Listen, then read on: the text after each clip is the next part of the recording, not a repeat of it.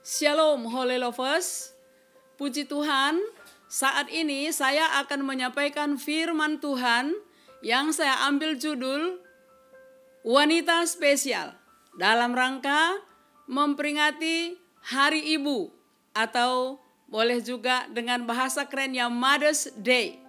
Dan saya akan menyampaikan firman Tuhan, saya ambil dari Kitab Amsal Sulaiman pasal 31 ayat 10 dan ayat yang ke-30. Demikian.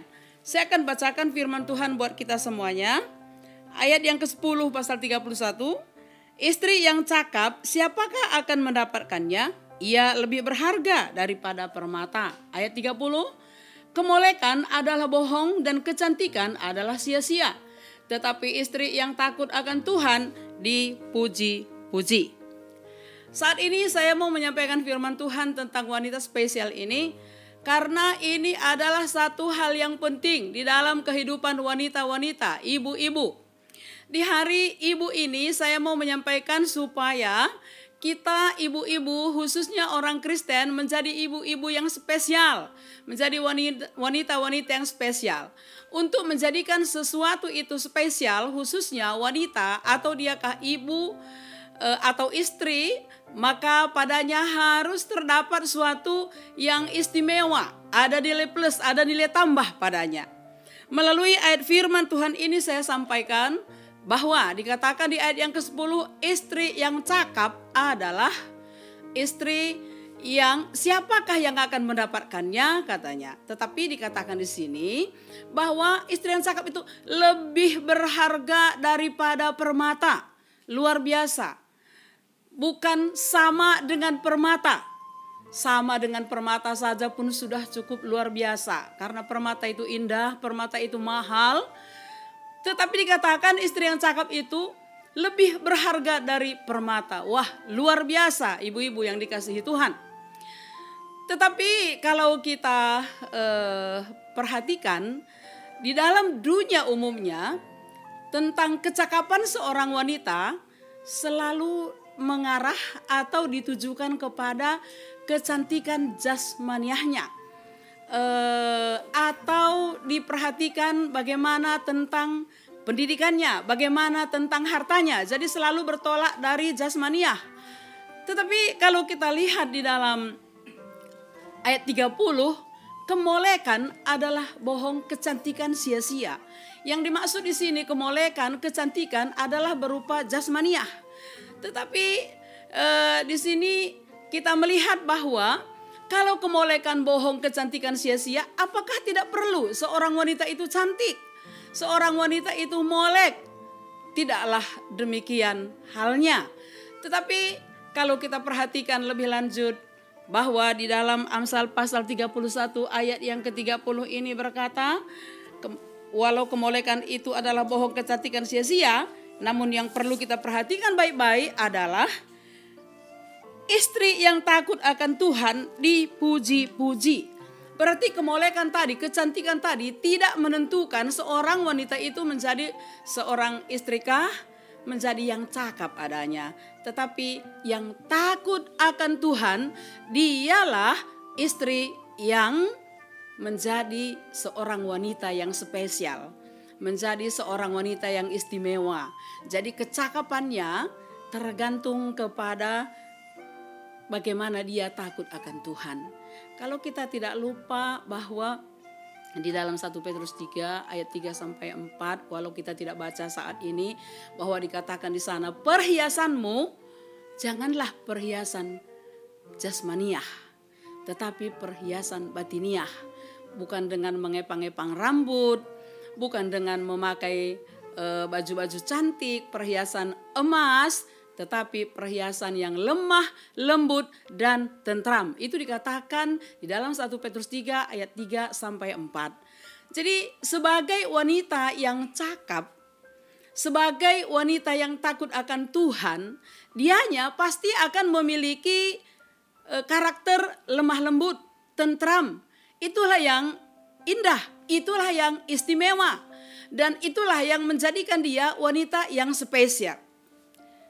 Saudara-saudara sekalian, pada saat ini kalau kita memperhatikan hal ini, bahwa kecakapan seorang wanita tidaklah diukur dari hal-hal duniawi yang seringkali diperjuangkan oleh banyak wanita, yaitu tentang kecantikan jasmaniah saja. Tetapi hanya dalam firman Tuhan ini yang paling penting kita perhatikan adalah kecantikan batiniah. Bukan tidak perlu kita cantik secara jasmaniah, tetapi di atas semuanya itu sebagai wanita biar menjadi spesial adalah wanita-wanita yang takut akan Tuhan. Tetapi pada kesempatan ini saya sampaikan bahwa kalau Anda perhatikan dalam firman Tuhan ada dikatakan sebagai contoh dalam momen Natal ini, saya mau mengambil seorang yang menjadi spesial, yaitu yang bernama Maria. Dalam hal ini saya akan bacakan firman Tuhan bagi kita semuanya di dalam kitab Injil Lukas, pasal pertama ayat yang ke-38. Demikian firman Tuhan, saya bacakan buat kita. Lukas pasal 1 ayat yang ke-38. Kata Maria, sesungguhnya aku ini adalah hamba Tuhan. Jadilah padaku menurut perkataanmu itu. Lalu malaikat itu meninggalkan dia. Saudara-saudara, kalau kita dengar kata Maria ini, sesungguhnya aku ini adalah hamba Tuhan. Jadilah padaku menurut perkataanmu itu, katanya kepada malaikat. Di mana waktu itu malaikat datang mengunjungi dia, memberikan kabar bahwa Maria akan mengandung, lalu melahirkan seorang anak laki-laki. Bayangkan bagaimana Maria menerima pesan dari Tuhan melalui malaikat Jibril ini bahwa dia akan mengandung, padahal dia belum bersuami, belum menikah, masih status gadis. Betapa beratnya dia bisa menerima pesan ini. Boleh dikatakan menerima perintah Tuhan ini supaya Maria ini akan menjadi seorang yang menjadi spesial. Namun demikian Maria ini kita dengar melalui tulisan di Injil Lukas pada pasal 1 ayat 38 ini, bahwa Maria ini mau dengan rela hati, sesungguhnya aku ini adalah hamba Tuhan. Jadilah padaku menurut perkataanmu itu. Luar biasa ibu-ibu dikasihi Tuhan. Jadi dalam hal ini benar-benar penyangkalan diri yang amat sangat. Saudara-saudara sekalian, bagaimana bisa menerima dengan lapang hati apa yang akan ditanggung oleh Maria, resiko yang begitu berat. Namun sebagai seorang wanita spesial, dia orang yang takut akan Tuhan, apapun resikonya, apapun yang akan terjadi, dia rela. Inilah orang yang spesial. Jadi dalam hal ini, untuk menjadi orang yang spesial itu, dengan adanya sebagai dimana dicatat dalam Amsal 31 ayat 10 tadi, istri yang cakap itu lebih berharga dari permata, disambung dengan Amsal 31 ayat 30 tadi, bahwa istri yang takut akan Tuhan itu dia dipuji-puji. Berarti wanita spesial adalah seorang wanita yang takut akan Tuhan. Dan wanita yang takut akan Tuhan seperti dalam kehidupan Maria kita lihat bahwa dia bisa menyangkal dirinya sekalipun mengalami resiko yang sangat berat sekali, tetapi dia bersedia. Itu Maria. Ibu-ibu dikasihi Tuhan, bagaimana sekarang ini? Apakah kita menjadi ibu-ibu yang bersedia menyangkal diri demi kehendak Tuhan? Dalam hal ini bisa kita tanya hati kita masing-masing. Sesungguhnya kemolekan, kecantikan itu sia-sia saja kalau hanya secara jasmaniah. Dan saya katakan di kesempatan ini, tidaklah berarti bahwa kita tidak perlu cantik, perlu, tetapi di atas semua itu kita menjadi seorang yang takut akan Tuhan, dan dibuktikan oleh seorang wanita yang bersedia menyangkal diri meskipun resiko yang amat berat. Betapa banyaknya wanita-wanita di masa-masa ini yang tidak bisa menyangkal dirinya. Kalau Anda perhatikan tadi di dalam Amsal 31 itu, kalau tadi sudah saya bacakan buat kita ayat 10, tetapi sesungguhnya 11, 12 sampai berakhir di pasal itu, bahwa di situ diceritakan bagaimana karakter seorang wanita yang cakap, yang akhirnya disimpul pada ayat 30, yang cakep itu adalah yang takut akan Tuhan. Saya ambil bahwa itulah wanita yang spesial, bahwa wanita itu dengan penuh penyangkalan diri, sehingga kalau Anda perhatikan di dalam ayat 12-13 di sana dikatakan dia menjadi seorang wanita yang dapat dipercaya, sehingga di situ firman Tuhan berkata hati suaminya percaya kepadanya, menjadi seorang wanita yang dapat dipercaya. Jadi untuk menjadi yang dapat dipercaya harus penuh penyangkalan diri, tidak bisa melakukan segala sesuatu dengan seenaknya saja, sehingga boleh menjadi orang yang percaya. Dan kalau Anda perhatikan di situ dikatakan bahwa seorang wanita yang cakap itu dan takut akan Tuhan, dianya adalah seorang wanita yang rajin bekerja. Bagaimana dengan ibu-ibu sekarang? Banyak kali ibu-ibu hanya ingin santai saja, ya, dan ada kekeliruan bahwa wanita-wanita beranggapan dia hanya tinggal di rumah saja, mempercantik diri, dan juga ya bersenang-senang saja begitu. Padahal firman Tuhan mengajarkan kepada kita menjadi seorang istri, menjadi seorang wanita yang cakap di mata Tuhan, dan juga tentunya cakap di mata manusia adalah seorang wanita yang rajin bekerja. Jadi bukan orang yang bermanja-manja, asal pulang pembantu sudah ya tak karu-karuan lagi, entah bagaimana, mungkin piring pun gak dicuci lagi, baju gak dicuci dan sebagainya.